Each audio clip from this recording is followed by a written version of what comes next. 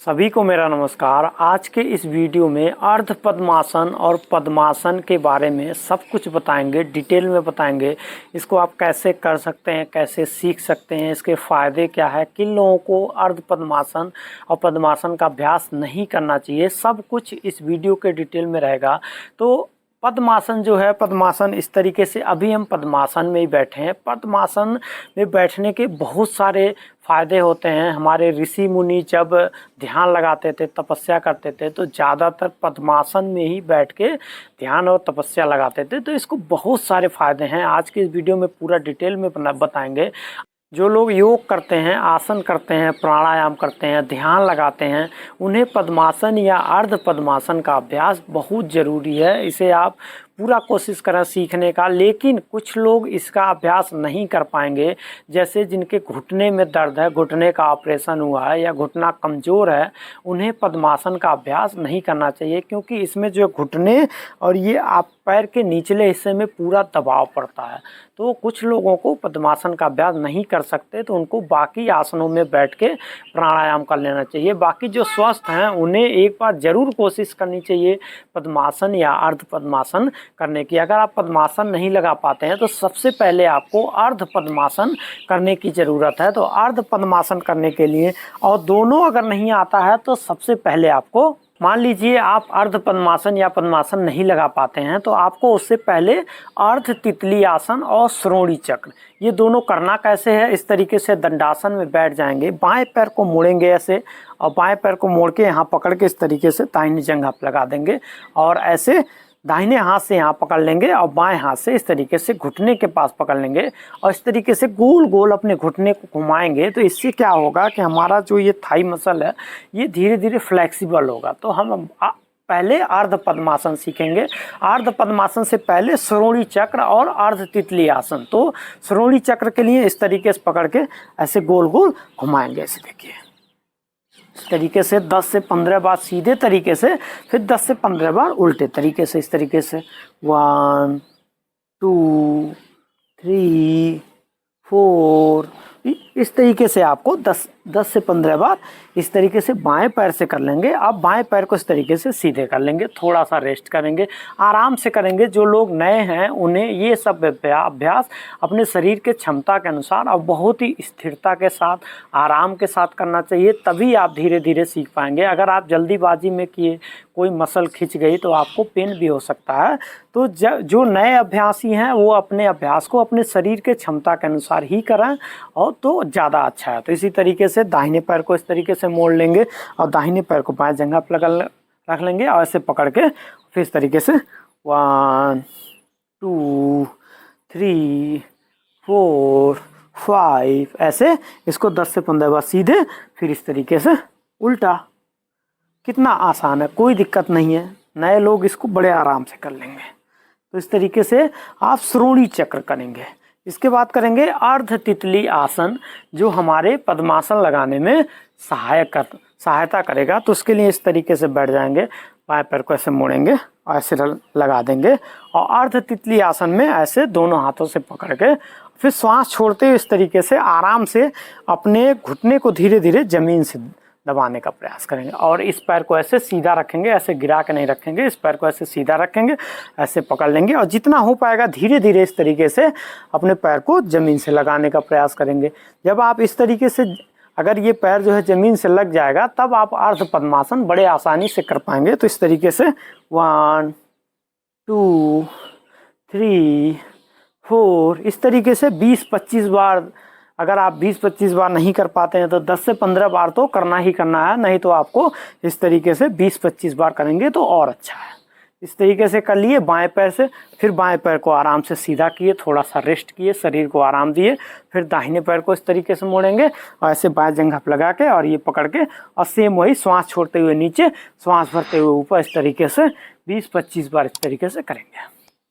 ये है अर्ध तितली आसन। अर्ध तितली आसन करने से हमारी हैमस्ट्रिंग मसल जो है, ये धीरे धीरे इसमें लचीलापन आता है। तो ये हमारे पद्मासन और अर्ध पद्मासन लगाने में सहायता करेगी। इस तरीके से इसको कर लिए। अर्ध तितली आसन हो गया, श्रोणी चक्र हो गया। अब हम करेंगे, ये आप जो है 10-15 दिन इतना ही करना, 10 से 15 दिन, 20 दिन। अगर नहीं हो पा रहा है तो 1 महीने तक लगातार आप जो है इन्हीं आसनों का प्रयास करना। और इसके साथ में आसन जब आप करते हैं तो कम से कम 15-20 मिनट, आधा घंटा आप आसन पहले खड़े होकर सूर्य नमस्कार वगैरह करना, फिर बैठ के, फिर सीधे लेट के, तो इसी आसनों के बीच में इनको आप लगाना है दोनों को।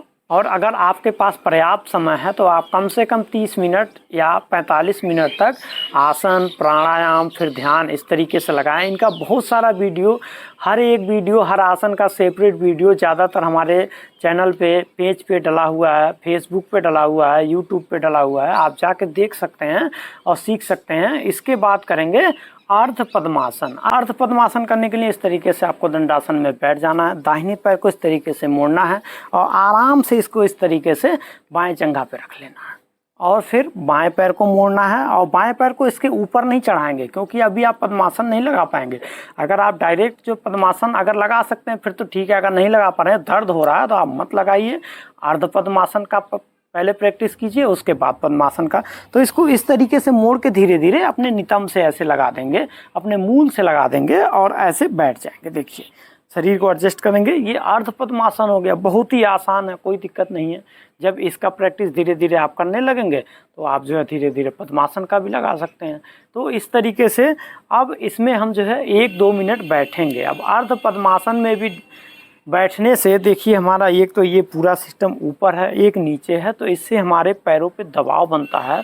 तो हमारे पैर की मांसपेशियों के लिए पैर में ब्लड सर्कुलेशन का फ्लो बढ़ जाता है। तो इसके वजह से जिनको पैर से संबंधित समस्याएं हो जाती हैं, जिनका पैर सुन्न हो जाता है और भी कई तरीके की समस्याएं, तो उनके लिए ये बहुत अच्छा है। इसके बाद फिर जो है बाएं पैर को सीधा करेंगे, फिर दाहिने पैर को सीधा करके थोड़ा सा रेस्ट लेंगे 10-15 सेकंड। इसके बाद फिर बाएं पैर को मोड़ लेंगे। बाएं पैर को इस तरीके से मोड़ा, दाहिने जंघा पे ऐसे लगा दिया और फिर दाहिने पैर को मोड़ के इस तरीके से बाएं जंघा के नीचे मूल से लगा देंगे और ऐसे आराम से बैठ जाएंगे। ये अर्ध पद्मासन हो गया। जब इसका अभ्यास आप धीरे धीरे कर पाएंगे, 10 दिन 15 दिन करेंगे, जब इस तरीके से आराम से आप 2-3 मिनट बैठ लेते हैं, तब जो है आपको कोशिश करनी है पद्मासन की। पद्मासन लगाने के लिए सबसे पहले क्या करेंगे, इस तरीके से बैठ जाएंगे, दाहिने पैर को इस तरीके से मोड़ते हैं और बाएं जंघा पे लगा देते हैं और बाएं पैर को इस तरीके से मोड़ के दाहिनी जंघा पे ऐसे लगा देते हैं। थोड़ा हाथ का सहारा देते हैं। अगर आप नहीं कर पाते, बहुत ज़्यादा जोर नहीं देना है, आराम से करना है। तो ये हो गया अर्ध पद्मासन। देखिए ऐसे। अब पद्मासन में भी बैठ के आप कम से कम 8-10 आसन है जो पद्मासन के आसन है, जिन्हें पद्मासन में बैठ के किया जाता है। तो इसको हम अगले वीडियो में बता देंगे। और भी बहुत सारा वीडियो हमारे चैनल पे है। अगर आप चैनल पे नए हैं तो प्लीज़ हमारे चैनल को सब्सक्राइब कर दें, वीडियो को लाइक शेयर कर दें, क्योंकि हम देखिए स्वास्थ्य से संबंधित अच्छी चीज़ें डालते हैं। तो आप हमें सब्सक्राइब कर देंगे और बेल बटन को दबा देंगे तो इससे होगा ये कि हम जो भी अच्छी अच्छी वीडियो योगा से संबंधित डालेंगे तो आपके पास सबसे पहले पहुंच जाएंगे और आप देख के सीख पाएंगे। तो इस तरीके से पद्मासन में बैठ गए। और पद्मासन में बैठने के बहुत सारे लाभ होते हैं।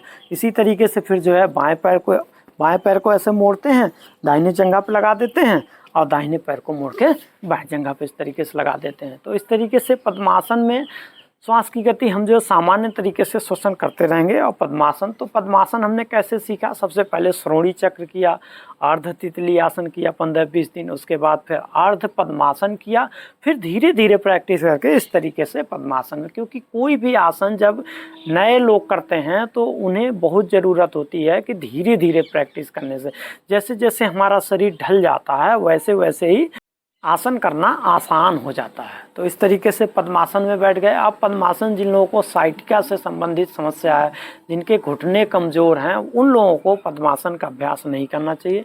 पद्मासन में अगर आप 2 मिनट 5 मिनट बैठ लेते हैं तो आप इसी आसन में बैठ के ध्यान लगाने का प्रयास करना। अगर आप आसानी से इस तरीके से कंफर्टेबल तरीके से अगर बैठ लेते हैं तो पद्मासन में ध्यान लगाने से क्या होता है, हमारे शरीर का, देखिए अभी जब हम पद्मासन में बैठते हैं तो हमारे शरीर का ज़्यादातर हिस्सा ज़मीन से टच हो जाता है और हमारा ब्लड का सर्कुलेशन धीरे धीरे शांत होने लगता है।